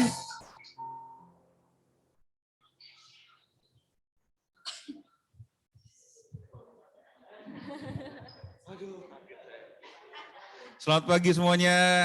Pagi, semangat ya tadi Pak Charlie, terima kasih banget. Khotbahnya luar biasa ya, panjang kali lebar dan jelas. Terima kasih multimedia, multimedia, Songmin, Bro Ade, kemudian Aser, terus kemudian KKK, banyak pelayanan di gereja ini yang ya meskipun kalau dilihat banyak bangku kosong sih, sedikit di sini sedikit kita, tapi kita semua berperan. Itu yang kita masih bisa semangat ya. Kita kalau tadi apa yang disampaikan Pak Charlie, saya belajar ya bagaimana kita mau untuk memberikan apa yang kita bisa berikan. Yang kita bisa, Tuhan sebetulnya nggak tuntut kita yang nggak bisa kok gitu loh. Kalau nggak bisa ya wis lah. Tapi kalau mau ya diusahakan gitu loh. Tetap terus punya hati untuk memberi.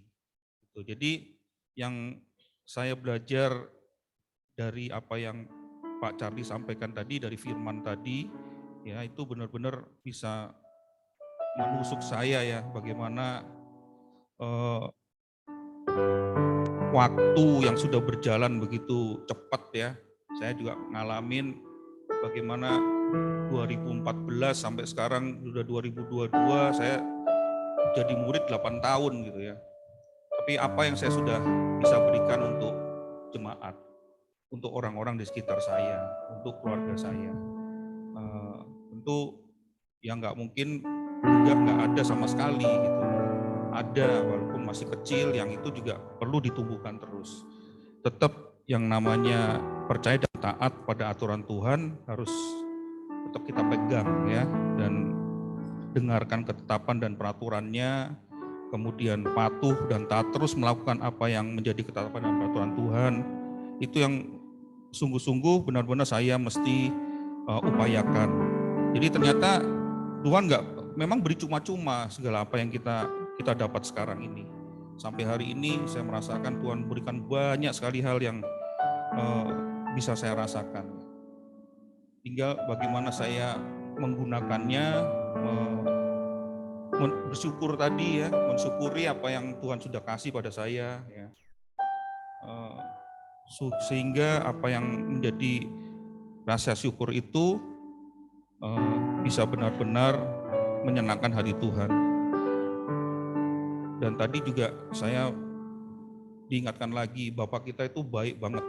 Nggak ada yang sebaik Tuhan kita gitu ya. Sangat mengasihi kita. Tetapi tetap ada aturan mainnya gitu loh ternyata. Tetap ada hukum yang berlaku gitu. Ada sanksi gitu. Tapi ya saya juga melihat, jadi jangan juga saya melihat hanya sanksinya saja gitu. Kalau saya dikasih aturan, saya upayanya apa untuk supaya tidak kena sanksi, bukan kemudian memberontak, wah kok apa-apa sanksi, bukan itu. Tapi saya melihatnya bagaimana supaya sanksi itu tidak berlaku pada saya harus lakukan yang benar menurut Tuhan kan gitu. Kalau paling gampang aturan rambu-rambu lalu lintas ya. Kalau di situ ada tulisan dilarang parkir, P dicoret, itu bukan kemudian ya itu cuman aturan gitu. Tapi ya P dicoret, nggak boleh parkir di situ, ya jangan parkir di situ, cuman itu saja. Supaya nggak kena denda 500.000 gitu, ya kan? Nanti kalau kena denda 500.000, loh kok kena denda 500.000? Padahal cuma aturan begitu aja, bukan aturan begitu aja, tapi bagaimana kita mentaati aturan itu. Nah kalau di dunia saja kita ada aturannya, pasti Tuhan juga punya aturan-aturan yang pastinya mungkin susah, tapi itu akan baik buat kita nantinya. Saya kira itu. Terima kasih sekali lagi buat Pak Charlie, buat semua yang sudah melayani. Terima kasih jemaat yang sudah hadir dengan segala hati dan perasaan kita masing-masing ya, dengan segala pergumulan kita masing-masing. Tadi Pak Charlie bilang nggak ada satupun orang di sini yang nggak ada pergumulan, nggak ada masalah, nggak ada hambatan, rintangan dan lain-lain. Kita semua punya. Tapi bagaimana selalu memberikan hati kita pada Tuhan, itu saja. Dan tetap semangat. Selamat hari Minggu. Mari kita lihat pengumuman.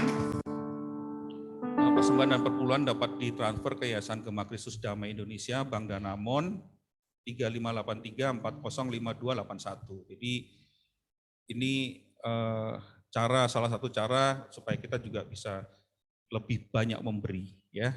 Ibadah Minggu tanggal 13 November minggu depan jam 9 di Ruko Geraha CBN. Ya, kemudian ada lagi jadwal ibadah ini nanti akan di-share di grup GKDI juga. Jadi tidak perlu saya bacakan satu persatu. Nah, donor darah tanggal 27 November. Ya, ini semangat ya bagi kita. Nah, ini salah satu juga dulu pergumulan saya ya. Saya tuh takut jarum suntik ya. Saya takut jarum suntik dan kenapa saya tuh seneng tato, tapi saya nggak berani tato ya. Kenapa? Karena saya nggak berani jarum gitu ya. Coba kalau saya berani jarum suntik, tato saya udah di mana-mana. Nah, ini salah satu juga saya mau sharing teman-teman ya. Saya dulu sampai ditolak-tolak sama PMI kalau mau donor gitu ya. Baru sebulan udah mau donor lagi gitu. Nanti habis loh Pak ininya apa.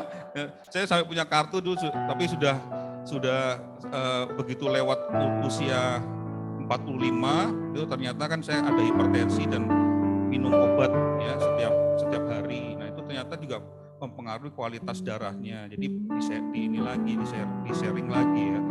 Ada kadang-kadang bisa kalau hemoglobin lagi bagus bisa diterima, tapi kalau enggak bisa gitu. Tapi saya nggak tahu persis itunya bagaimana.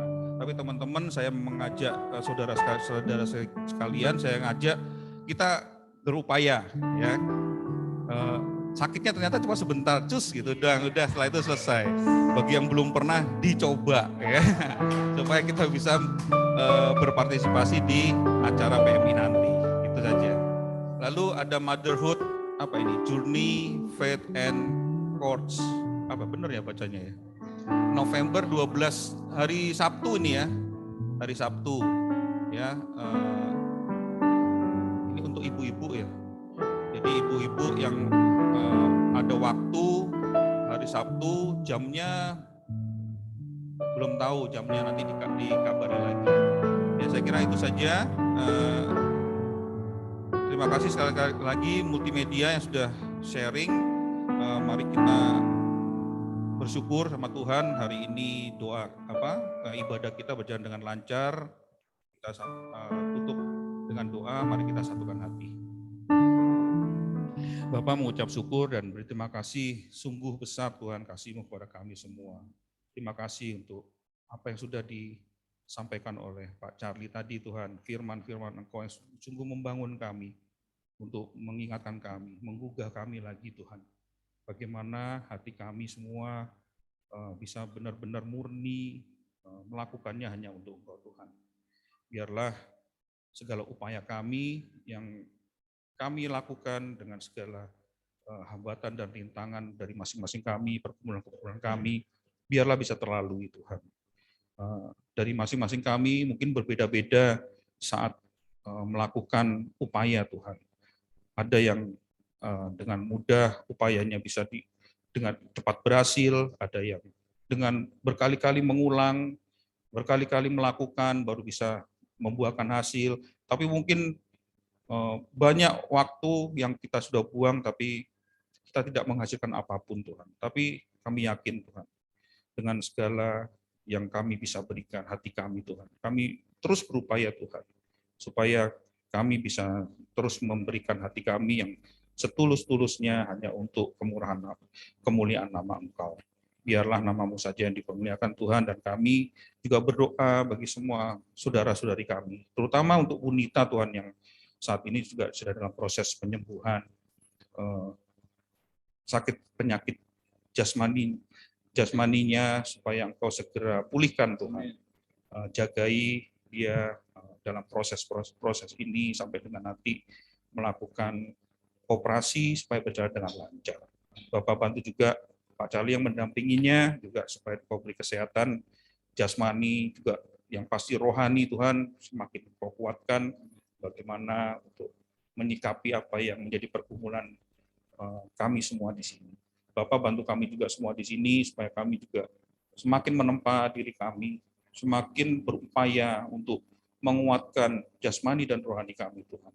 Melakukan apa yang benar menurut Engkau, dari apa yang menjadi aturan-aturan Engkau, menjadi kebijaksanaan, dan juga pengalaman kami menjadi semakin bertambah dari hari ke hari, karena kami bersama Engkau, bukan karena pemikiran kami masing-masing. Bapak, biarlah segala upaya yang kami lakukan sampai dengan hari ini dan nantinya Tuhan, yang kami juga akan terus upayakan, Engkau sertai, Engkau berikan kekuatan kami semua, biarlah jasmani dan rohani kita makin bertumbuh, makin sehat, makin menguat, dan Engkau dipermuliakan di setiap waktu dan kesempatan. Dalam nama Tuhan Yesus kami berdoa dan mengucap syukur. Amin. Terima kasih ya Pak Maspi buat closingnya. Sangat luar biasa. Tapi sebelum kita mengakhiri ibadah kita akan menyanyikan satu pujian. Tapi sebelumnya izinkan saya sharing sebentar. Akhir-akhir ini saya sangat memuji Tuhan. Saya pribadi, mungkin banyak yang sudah tahu di sini, saya punya penyakit GERD ya. GERD. Dan akhir ini saya sangat bersyukur sama Tuhan, sama memuji sama Tuhan. Saya sudah mulai bisa menikmati makanan yang enak ya. Udah jauh lebih baik, gelisahnya sudah berkurang. Dan sekitar 1 bulan kemarin saya banyak berdoa sama Tuhan. Tuhan, ketemukan saya orang-orang yang mungkin yang gak jago main musik ya, tapi Tuhan belum kasih. Tapi minimal ketemukan saya orang-orang yang punya penyakit yang sama dengan saya. Saya ingin mau share kepada mereka bagaimana melewati masa-masa menghadapi penyakit GERD ya, yang sangat luar biasa ya, yang membuat kita bisa cemas yang sangat luar biasa. Dan Tuhan jawab, minggu kemarin Tuhan ketemukan saya 3 orang sekaligus. Dan kemarin terakhir, dan masih chat sampai hari ini, jadi 1 orang mau datang sebenarnya, tapi dia setiap pagi itu dia sampai fibrosis paru. Dia sudah, asam lambungnya sudah sampai ke paru-paru. Dan 3 orang ini, mereka sudah mengarah kepada GERD anxiety ya. Jadi sudah cemas. Jadi di mana mereka sudah sama dengan saya. Kalau kejadian itu yang muncul adalah ambil titip anak ke keluarga, Karena sudah tidak tahu mungkin berakhir hari ini. Gitu ya. Ambil surat-surat rumah, ambil asuransi, kasih istri. Nomor PIN semua kasih istri, itu yang mereka lakukan tiap kali kejadian mereka mengalami GERD. Dan saya minta sama Tuhan untuk menguatkan mereka, dan kita masih terus berkonsultasi, ngobrol, dan saya berdoa semoga mereka juga bisa dikuatkan ya, menguatkan iman mereka, karena kita mengalami hal yang sama. Dan ternyata Tuhan jawab ya, dalam minggu ini bisa ketemu, bisa ngobrol kepada mereka. Ya, semoga mereka juga lebih melihat ya kuasa Tuhan. Ya, itu aja. Karena kita punya Tuhan yang selalu luar biasa, Tuhan yang tertandingi, kita sangat bersyukur hari ini. Kita dikasih kesempatan untuk bisa punya hidup yang lebih baik dari orang-orang yang hari ini punya banyak penderitaan, masalah dan sebagainya. Ya, kita punya Tuhan yang selalu luar biasa, tak tertandingi. Mari kita berdiri sama-sama memuji Tuhan.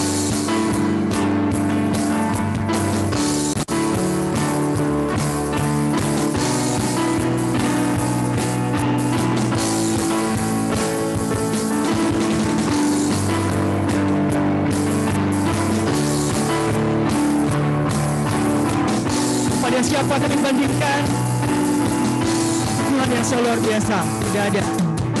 Pada siapa kau bandingkan kekuatannya yang heran? Tak ada. Tak ada kerajaannya yang terbesar. Semua musuh pun gemetar. Semua musuh pun gemetar mendengar nama-Mu Tuhan. Sorak kemenangan sungguh tak tertandingi. Tak ada yang setara denganmu. Yesus Tuhanlah yang terhebat, Kau melebihi dari penguasa di dunia. Kerajaan-Mu tegak.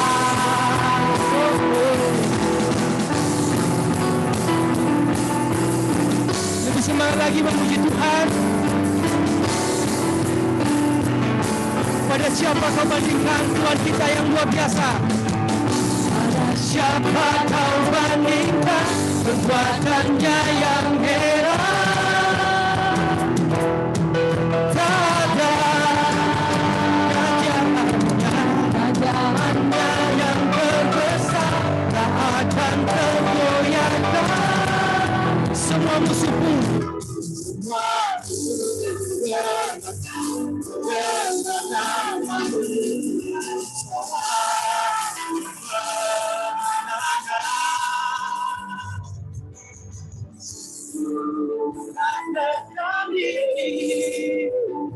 ada yang sesama. Yesus Tuhanlah yang terhebat, Jauh melebihi dari penguasa di dunia. Kerajaan-Mu sungguh tak tertandingi. Tak ada yang setara denganmu. Yesus Tuhanlah yang terhebat, Jauh melebihi dari penguasa di dunia. Kerajaan-Mu dekat.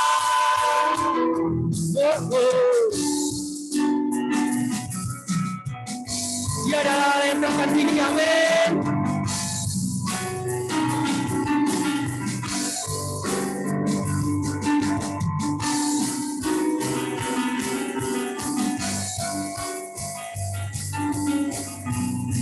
Semua musuh pun gemetar.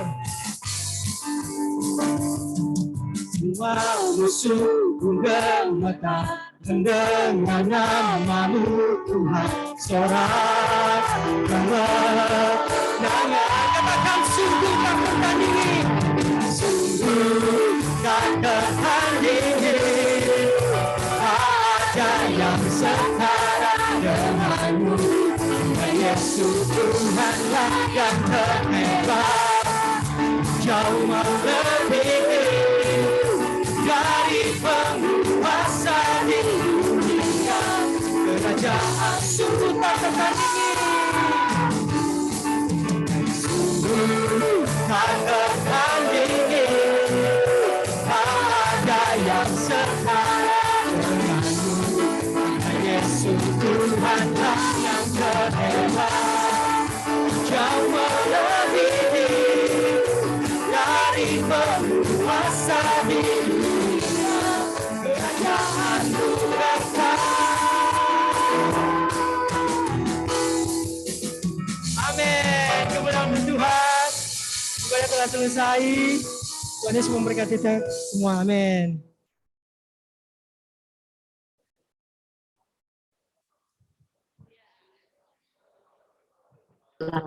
Hai Evel, gimana? Evel kompetisinya? gimana? Menang nggak?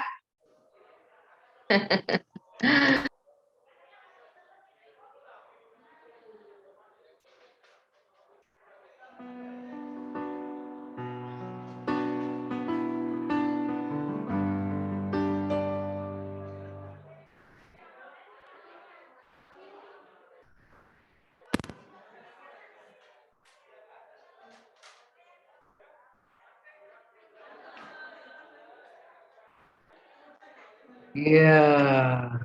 Wih. Kita liatin aja tuh mereka fellowship. Mereka kedengeran nggak ya kalau kita ngobrol? Nggak. Ya. Nggak apa-apa. Nanti mama datang. Let them enjoy. Wih, Pak. Temannya Keren nggak banget. kedengeran yuk, nggak kedengeran. Kita lagi ngobrol sama anakmu. Nggak kedengeran. Dia ini coba. Ask to unmute. Nggak bisa denger. Ting ting ting ting. Si Mama semangat banget, kan sia-sia dia ngomong tuh.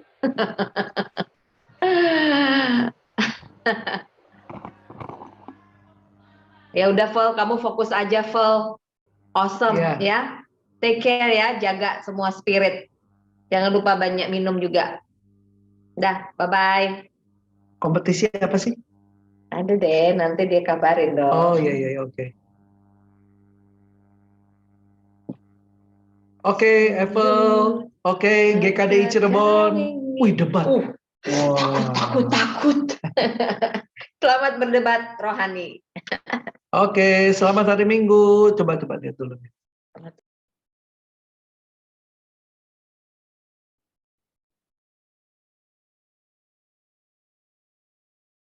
Makanya aku iniin karena kan tadi pas kita lagi ini masih ada. Udah nggak ada.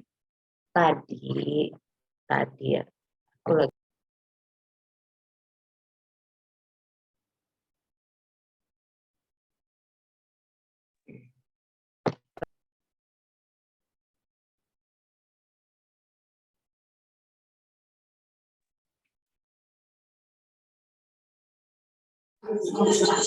Nah, kedengeran barusan. Enjoy ya Pak. Mas Markus, hari Minggu ini ada di Cirebon nggak? Oh, nggak bisa. Rumah ya wes. Oke.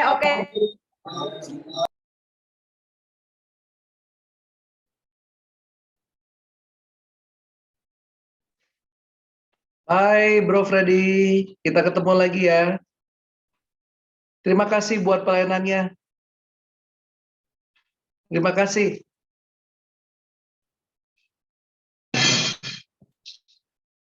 Aku keluar dulu ya.